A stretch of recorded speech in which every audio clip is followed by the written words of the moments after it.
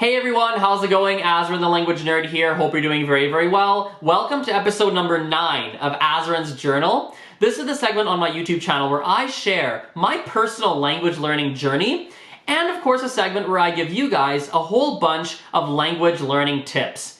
With that aside, let's jump right in. The biggest thing on my mind today when it comes to language learning is childlike eagerness. You see, I currently work with a Colombian family that recently moved to my city, and I am teaching them English. I work with the husband, the wife, and their 10-year-old son. One of the funniest things that has been happening recently when I've been working with this family is the 4-year-old daughter who is not currently taking any English classes.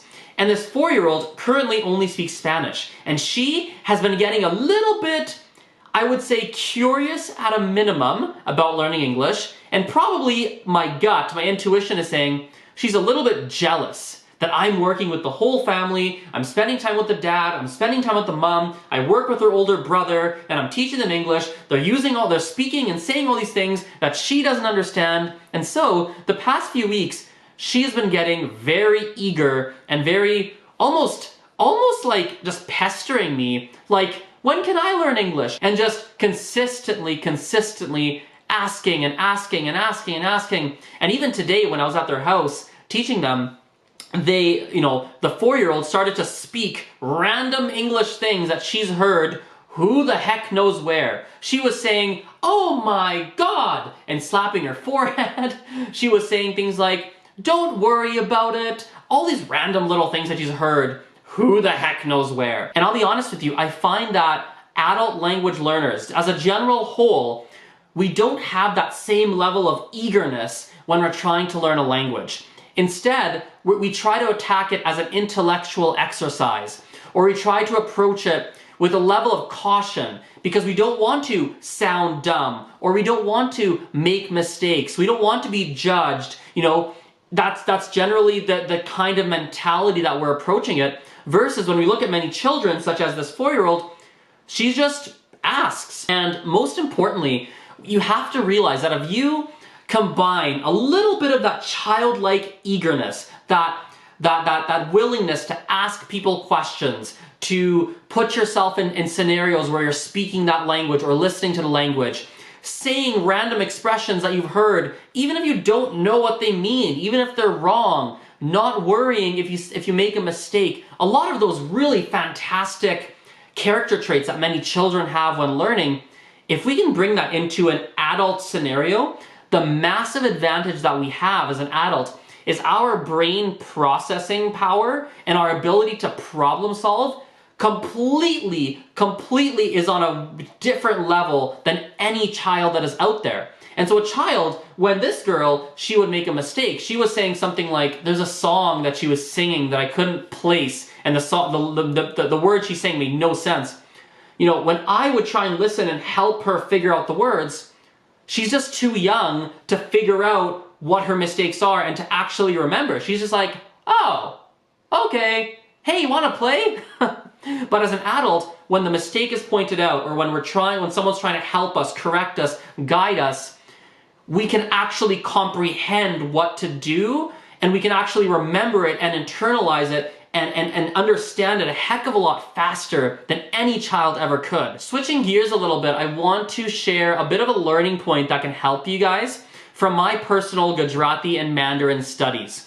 Somebody recently actually a couple people have been leaving comments on my videos lately, asking if I could share my current process for what I'm doing to study my Mandarin and Gujarati, and how I'm learning the words. What am I doing to remember them? What does that routine look like? So what I've been doing is I have been on the Mandarin side, which by the way, I'm at 122 new words now, which is exciting. I'm happy about it. On that side, I've been watching a drama, a Mandarin drama, which in English translates to She is Beautiful, and I'm watching it with English subtitles. Basically what I do is I listen, and as I'm listening, when there's a sentence I understand like 80% or let's say between 70 and 90%, but there was a little small segment, or maybe 1 or 2 small segments that I missed on, what I will do is I'll pause the video, and then I will actually start to I'll listen again, and then I'll capture the words that I missed, I'll listen to them, and then using the English subtitles, I will make the connection that, oh, that one word that I didn't recognize clearly means this word from the English subtitles. I will then confirm that by checking a dictionary to make sure that I'm not completely wrong. Once I've confirmed that I've understood the new word, or often even it turns out to be a new grammar point, but once I feel like I understand it, I add it to my book. And this, I think, is a really effective way to learn. The biggest thing I want to stress when I've been doing this for Mandarin is that I skip over any sentence where I completely didn't understand. So if the Mandarin character, if the character says something in the drama, and I completely had no idea what they said, and I couldn't even like capture one or two words, and the only reason I understood is because I read the English subtitles, I don't pause those sentences, I don't try and analyze those, I just let it keep playing. The only ones I stop at are the ones, again, repeating myself, where I understood 70 to 90% of that sentence, and then I use my brain and Google and dictionaries to figure out the final 10 to 30% to learn something from it. The Gujarati side's a little bit different. I've been learning more through storytelling. So I have been actually writing, or rather translating is a better word, Goldilocks and the Three Bears, and I've been writing a Gujarati version of it. And then what I'm doing is that as I'm going through this process of writing, I'm tracking a lot of the adjectives and grammar points. Well, usually not grammar points, usually words, because my Gujarati grammar is getting better and better. But usually words. I'll track the things I didn't know how to say, and then I will talk to my one teacher that I have, a tutor, and I'll have her help me with those different words and expressions and grammar points, etc. Additionally, what I'm doing is my teacher will correct the writing that I'm doing, and that allows me to learn from my mistakes and continue to push that whole Gujarati side forward.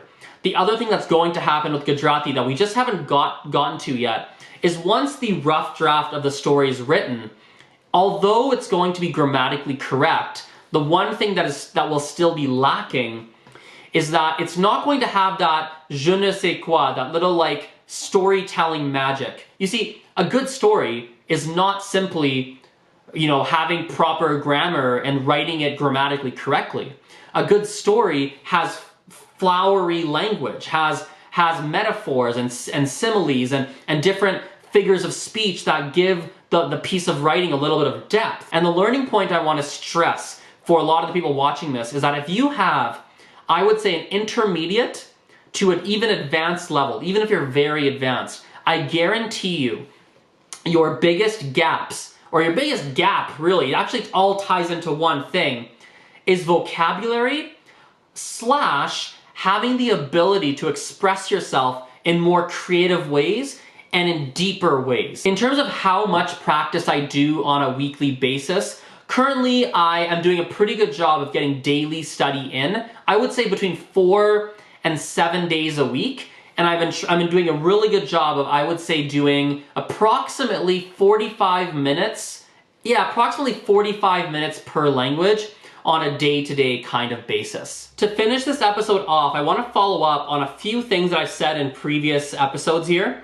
First and foremost, I have still not figured out a lot of my exercise, or rather, more specifically, I have not gotten back to my exercise routine. If you didn't watch the last episode, I mentioned that I have not been exercising on a daily basis, which is what I really strive to do. And right now I still have not been doing it, and there's no excuse for it, and I just have to figure it out. On the work side of things, I'm pretty focused, I would say, on just taking everything to another level, both on the sales side, on the branding side. It's kind of the similar things that I've been saying the past little while. So on the easy languages side, as you guys know, I've been making content for a very large YouTube channel called Easy Languages. I have been trying to make more content for them, so trying to up the number of videos I'm making. That's just a good idea for me. I just literally yesterday or a couple days ago, as I'm shooting this, hired an employee for the first employee, I guess you could say, to help with a lot of the local language nerd efforts that I'm working on. And I've also hired on some help for the editing side of things so I can just put out more content, especially on the micro content side. So Facebook and Instagram and Snapchat and those kinds of things. So it's just a real commitment, and it's exciting and exhilarating, but at the same time it's a little bit scary because it's extra money that I wasn't paying out before. It's an expense that I didn't have previously. And this is a final little thing I can say in this whole video before we finish, and this will be useful for a lot of you. You have to put, when you're learning a language, and in life in general, but let's make a language connection. When you're learning a language, you have to take some action steps that put you in a little bit of a corner and force you to learn. I have learned something about myself, that I tend to be more accountable to certain goals and such when A, I'm paying for it, and B, there is someone else that I would be letting down if I messed it up. So let's break this down. When it comes to my Mandarin studies, I've paid for university classes, and I can't fail my university classes because I'm working towards a degree, and if I don't get my degree, I'm gonna hear it from my family and my friends like, what? You flunked out? You failed university? What the heck? My professors are gonna be like, Azren, what are you doing? I'm gonna have the public failure in the classroom. It's gonna be, I'm not gonna like it myself because I have certain academic standards that are wired into my brain, and I'm just not going to let myself fail. And I'm gonna need to get acceptable grades. So that puts me in a position that forces me to learn. I have no option. Or even on the business side, on the work side of things, I've hired someone who has one major responsibility of her job is starting to create a lot more partnerships and collaborations and such to help the Language Nerd brand grow.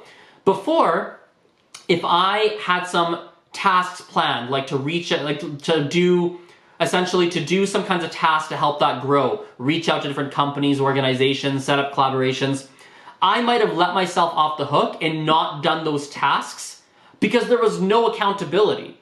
Now there's an employee whose job is like, hey, I've gotta send emails to these people. Azren, you told me you'd help me out. And so it forces me to do something with it because one person's job is that, so I have to give them work to do and I have to support them and help them, and it forces me to actually take time out of my schedule to work on that element of the business. I've realized that for myself, the things that really move forward the fastest is when I'm in a position where I feel like I have no choice and I'm in a little bit of a corner and there has to be something, there has to be an execution. So when you're learning languages, you have to figure out how to do that for yourself. Whether it means you travel abroad, sure, that's fantastic. It doesn't work for everyone because some people hide in their rooms and don't interact with the native speakers and they just hide and that's just what they do. So it doesn't work for everyone, but that could be an option. It could be that you take an intensive program. It could be that you share your goals with people that you care about because you don't want the judgment of failing. It could be that you go positive reinforcement and you say that if you succeed, you're going to give yourself an amazing reward. Or you could even get it where it's like, you tell a family member, like around Christmas time or something, where it's like, hey, or you tell everyone, I want no gifts, nothing, unless I achieve these goals. You're forcing yourself, quote unquote. You're giving yourself a real incentive. Anyway, guys, thank you for watching this video. I appreciate it. You guys rock. And as per usual, let me know in the comments any suggestions, any questions. I answer everything, or I try my absolute best. So let me know, hit me up, Facebook, Instagram, anything I can help you with language related or even not. Feel free to reach out and we can chat. So anyway, have a good day. We'll talk later. Bye for now. See you.